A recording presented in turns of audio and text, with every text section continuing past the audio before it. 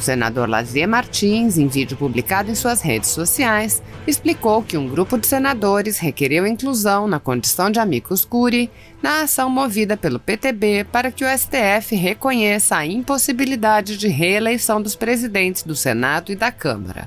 Lazier Martins mencionou a viagem de Rodrigo Maia e Davi Alcolumbre em voo da FAB fora da agenda para encontro com o ministro Alexandre de Moraes, em que, segundo a velha imprensa, teriam tratado de formas de viabilizar a reeleição. Para Lazier Martins, o presidente do Senado, Davi Alcolumbre, esquece seu juramento de cumprir a Constituição. Assista. Alô, amigos. Muitas pessoas, cidadãos comuns, eleitores, têm me perguntado o que achei desta recente viagem, dia 19 à tarde, uma quarta-feira desse mês de agosto, sobre a viagem do senhor Davi Alcolumbre, junto com o senhor Rodrigo Maia, presidente do Senado e presidente da Câmara, em avião da FAB, portanto com gasto de dinheiro do contribuinte, até São Paulo para visitar o ministro do Supremo, Alexandre de Moraes. E junto a ele, obterem, através de mais uma manobra, apoio para reeleição nas respectivas casas, Senado e Câmara dos Deputados. Uma reeleição rigorosamente vedada pela Constituição brasileira. Artigo 57, inciso 4º da Constituição. Porque o Constituinte quis evitar a repetição em cargos tão importantes, e sim propiciar a alternância do poder, que é o que estaria sendo cumprido. Ora, em primeiro lugar, ilegal esta viagem até a casa do ministro do Supremo, Alexandre de Moraes. E a propósito disso, a propósito dessa atitude, levamos uma manifestação, um requerimento ao presidente do Senado para que ele explique este gasto à FAB para o interesse pessoal. De outra parte, aproveito para dizer que quando nós assumimos o elevado cargo de senadores da República, nós fazemos um juramento de cumprimento da Constituição brasileira. Mas parece que não é o que está ocorrendo com o eminente presidente do Senado, Davi Alcolumbre, que parece ter dito mais ou menos o seguinte: eu vou cumprir a Constituição, menos naquilo que convier aos meus interesses e vantagens. Porque ele está querendo alterar o jogo com o jogo andando. Isto é, ele, em vez de servir de modelo, ele está descumprindo a Constituição, porque a Constituição veda a reeleição na mesma legislatura. Portanto, é inconstitucional essa pretensão, e olha no aspecto moral, hein? Artigo 37 da Constituição. Em razão disso, um grupo de senadores do Muda Senado encaminhou ao Supremo Tribunal, na tarde desta sexta-feira, uma ADIM, uma ação direta de inconstitucionalidade, com um brilhante parecer do jurista Adilson Dallari, mostrando a inconstitucionalidade, a ilegalidade, a qual não poderá fugir no seu julgamento supremo com relação à pretensão de reeleições dos presidentes do Senado e da Câmara, exatamente aqueles que deveriam zelar pela Constituição. Então estou compartilhando com todos este fato que está acontecendo, esperando a atenção e o apoio de todos. Temos aqui uma pergunta de Lucas Rodrigues, que pergunta o seguinte: o senhor vê a pandemia e essa engenharia social como um risco aos valores da civilização ocidental, com atentado aos direitos fundamentais, como a liberdade, e a adoção de modelos de bases totalitárias, como os de governos comunistas?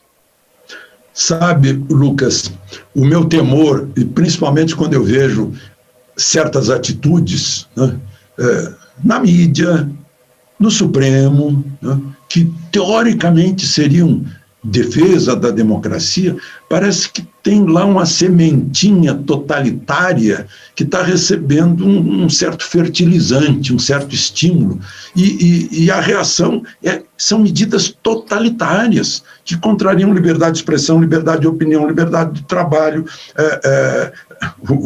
a inexistência de censura prévia, né, e manifestações assim do cala-boca. né, de todas as partes. E o nosso dever como jornalista, que é defender as liberdades e a democracia, a gente fica calado diante disso. Eu não conheço essas pessoas que foram atingidas, não tenho nenhuma ligação com elas, né?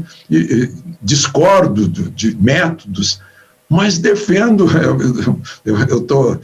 não estou sendo original, né? Mas defendo o direito de se expressarem. Então, essa história do fique em casa, isso parece que eu estou lendo George Orwell. Meu Deus do céu, em muitas das obras dele, 1984, então, está aí, né? E o dedurismo estimulado, olha lá fulano. Outro dia, eu estava na igreja, né? E me incomoda esse negócio aqui que não permite que eu ponha para fora o ar viciado, o ar já processado pelos meus pulmões. Aí vai juntando ali alguma coisa, né? Aí eu deixei o nariz de fora na igreja. Aí quando eu vi, tinha um sujeito chamando o padre, apontando para mim. Olha ali aquele rebelde, né? Sabe que, mas não é o grande irmão do George Orwell. Não, aliás, não é grande irmão, né? Big Brother é o irmão mais velho, né? El hermano mayor, como dizem os de língua espanhola, é o irmão mais velho, não é o mais alto, né? A gente traduz por grande irmão, mas é o irmão mais velho, né? O todo-poderoso. Mas eu acho que não é esse o personagem. O personagem é o lado mágico de Oz, que a Dorothy desmascarou. É um sujeito sem poder, mas ele usa todo aquele megafone, faz efeitos especiais, manda raios para atemorizar as pessoas, né? E eu acho que as pessoas têm que resistir, né? Porque está em jogo, sim, a liberdade e a democracia, né? Porque a culpa é que acabou a matriz. A matriz fechou. Depois de 70 anos, não deu certo, porque não funciona, não tem como funcionar. Fechou a matriz. E não teve matriz substituta. A Havana não dá, Caracas também não dá. Então, se arranjaram outras matrizes, sob forma de muitas palavrinhas mágicas aí, palavras do dia a dia, em geral são palavras novas, né? É um novo vocabulário, não? O politicamente correto, né? Que significa o quê? Você tem que pensar como nós. Se não pensar como nós, você está incorreto, né? E é totalitarismo, né? Olha, havia uma ideia única durante décadas aqui no país. Uma ideia única. Principalmente nas universidades e nos meios de informação e meios culturais. Havia uma ideia única. Aí apareceu uma outra ideia, meu Deus, bipolarização, isso é radicalismo. Não, não é. Que haja pluralização, plural, que haja pluralidade. O pessoal não suporta algo que não seja mono, né? Então, que tenha só a linha do Equador, não pode ter norte, não pode ter sul, não pode ter leste, não pode ter oeste. A gente só enriquece com muitas ideias que nos contrariem, né? Mas isso nos dá a pista de buscar um caminho, buscar a verdade. Tem gente que não suporta isso, porque tem lá na cabeça o germe do totalitarismo, Lucas. Realmente é. E eu até me lembro de um episódio que o senhor conta no seu livro, de uma palestra que o Henry Kissinger teria dado na UNB em 81, acho que foi em novembro de 81, e que o senhor assistiu, em que foi cercada por estudantes gritando contra o imperialismo, o Kissinger, jogando ovos, não deixando ninguém sair, e o senhor até chamou aquilo, se não me engano, de discípulos do Ayatollah. Foi muito interessante. Esse totalitarismo não é de agora, né? Isso já vem de muito tempo, né? Nós tivemos aqui recentemente o Flávio Gordon, que nos apresentou falou sobre o globalismo e o comunismo, mas ele tem uma obra muito interessante que fala justamente desse totalitarismo esquerdista, né, que infelizmente começou a ser hegemônico nas universidades brasileiras, por exemplo, né, desde os anos 70. Né. Eu queria então, se o senhor me permite, passar para mais uma, pelo menos, ou mais duas perguntas. Tem várias interessantes aqui, mas eu vou para uma que mais me interessa, que é como o senhor, de Carlos Sampaio, como o senhor avalia a política externa brasileira do governo atual em comparação com as políticas dos governos anteriores? Se o senhor pudesse fazer uma avaliação.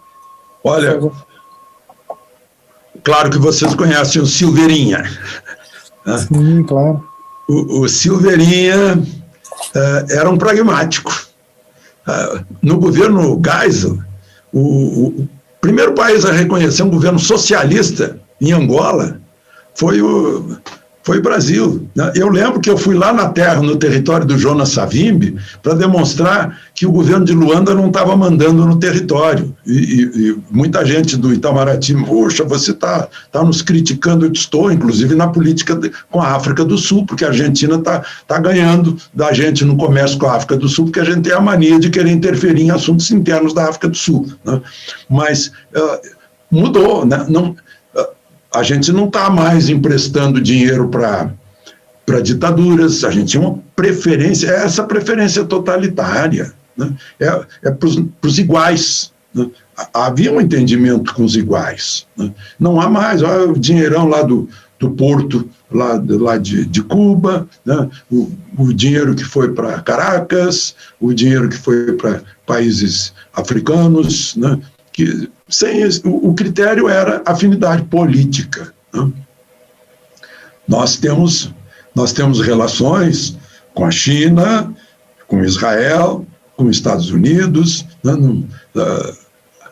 Parece que agora a gente está aprendendo com Deng Xiaoping, que a gente não olha a cor do gato desde que ele mate o rato. Tem gente que precisa... nós queremos ter comércio com o mundo inteiro e ter relações com o mundo inteiro. A tradição da nossa diplomacia, pelo que eu estou vendo. Mas aí vem a síndrome da abstinência. Aí o pessoal fica furioso. Né? O pessoal que eu digo é a elite supostamente intelectual. Né? Então são esses... Mas eles são minoria, sabe que são minoria? Porque a linguagem que eles falam o povo não entende. Né? Então, hoje mesmo, me surpreendi.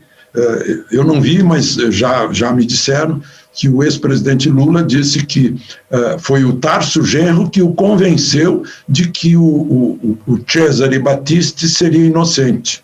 E aí ganhou aquele status. Né? A gente não dá mais status de refugiado para tríplice ou tetra criminoso. Né?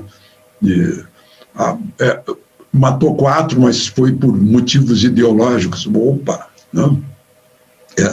É um negócio... Mudou de acordo com a vontade da maioria. Se a maioria tivesse se expressado, né, com esse resultado e não houvesse mudança na política externa, né, aí seria uma traição. Né, aí seria uma traição à maioria. Aí talvez o ministro Alexandre de Moraes pudesse falar em a tirania da maioria.